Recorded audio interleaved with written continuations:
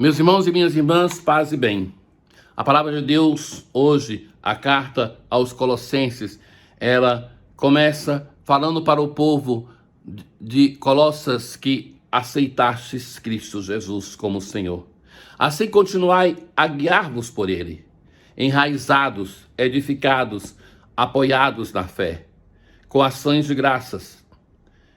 Estai alerta para que ninguém vos enrede por sua filosofia e com doutrina falsa. Sempre na história da humanidade, nós temos falsos profetas que conseguem ludibriar pessoas que se consideram muito inteligentes e seguem pessoas que nos distanciam de Deus. Estejam atentos. O evangelho deve conseguir, e tantas vezes ao longo da história, pensemos em São Francisco, um homem que se diz ignorante e que foi um homem de grande sabedoria, que era consultado por papas, bispos, por autoridades da igreja, por soberanos na terra, porque identificavam neste homem uma grande sabedoria, e essa sabedoria vem da palavra de Deus. Basta de sermos ludibriados tantas vezes, apoiemo-nos na palavra de Deus. A palavra de Deus deve nos dar a capacidade de discernir a nossa história pessoal, mas também de julgar a história dos nossos povos. Hoje, quando é ao dia da independência do Brasil, é desejável que nós tenhamos cristãos de vida cristã, capazes de viver os valores do Evangelho e não se deixarem arrastar por facções, por grupos, destruindo, dividindo a nação. Estejamos atentos. A palavra de Deus, ela não é para ser vivida por nós somente dentro da igreja e depois sairmos para odiar quem não pensa igual a nós fora do nosso templo.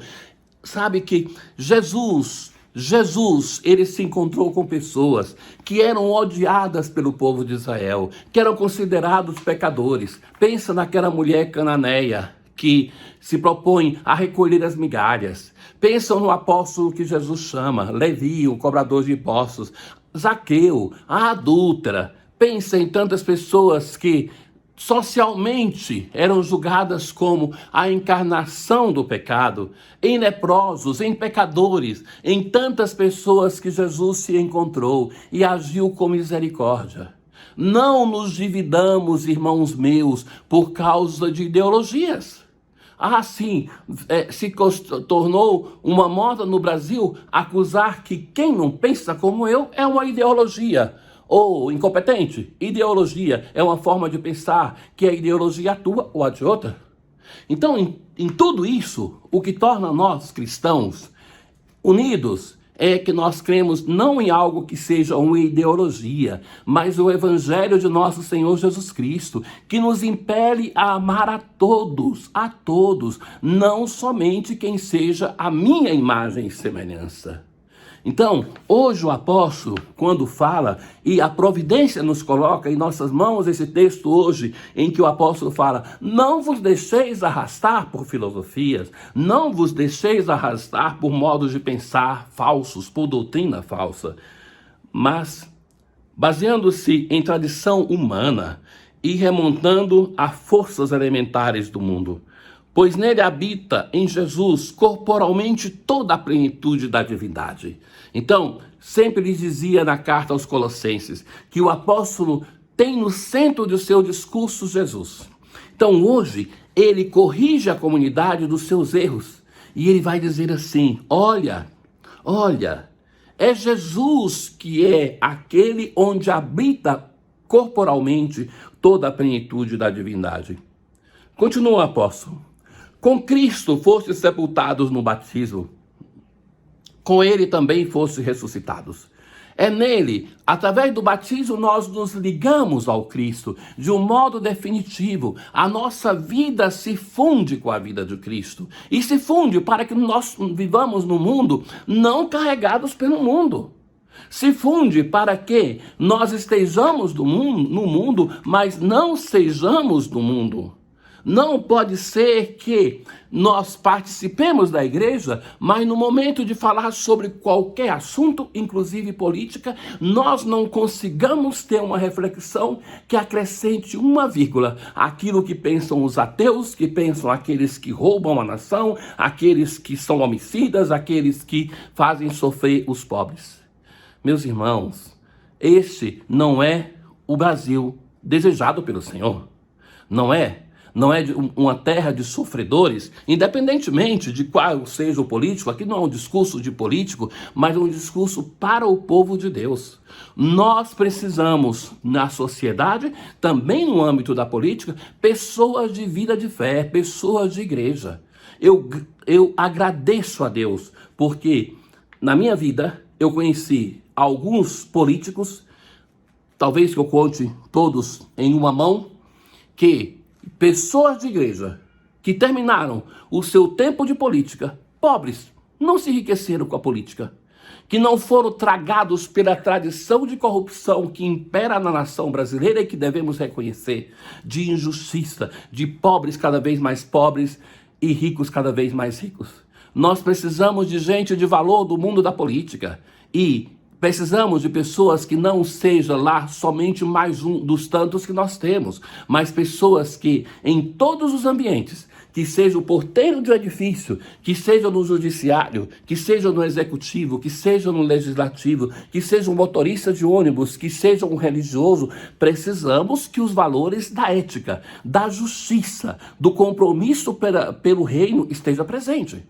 Mas também não pode ser, caríssimos, que cada vez que a igreja, que desde Jesus Cristo, ou antes dele com os profetas, abra a boca para falar de questão social, não possa falar. Os próprios cristãos, as próprias pessoas de igreja têm esse pensamento hoje. Quando a igreja tem uma doutrina social consolidada que você não conhece e que tem que conhecer.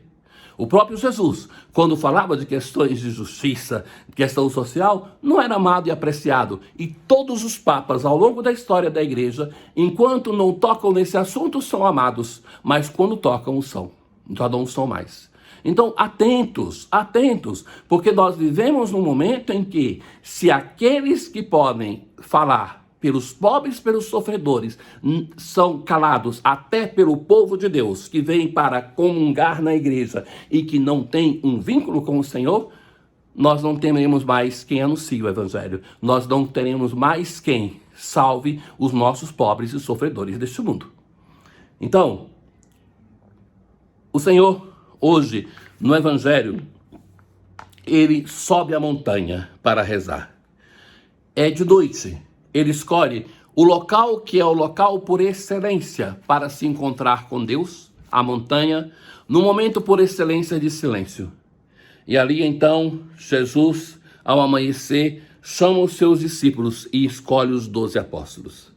Os 12 apóstolos são mencionados todos, e Jesus desceu da montanha com eles e parou num lugar plano.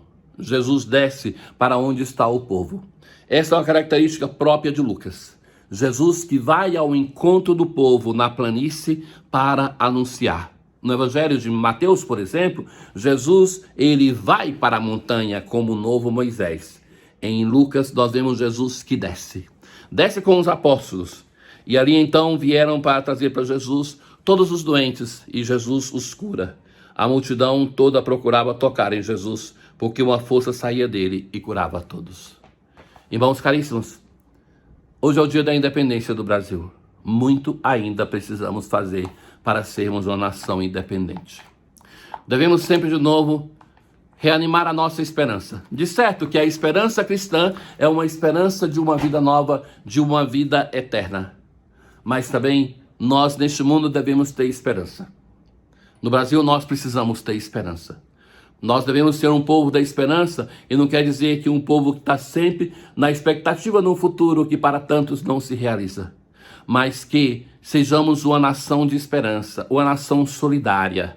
Quando nós rezamos a oração antes da primeira leitura da festa da nossa padroeira, Nossa Senhora Aparecida, nós invocamos para que nós cresçamos na solidariedade e na justiça. Isso que nós estamos sempre clamando em uma nação que não é modelo de paz. que não é modelo de solidariedade, não é modelo de justiça. Isso é um mito que nós aprendemos a crer e que não nos ajuda a arregaçarmos as mangas e trabalharmos para que o reino de Deus possa transformar a nossa pátria.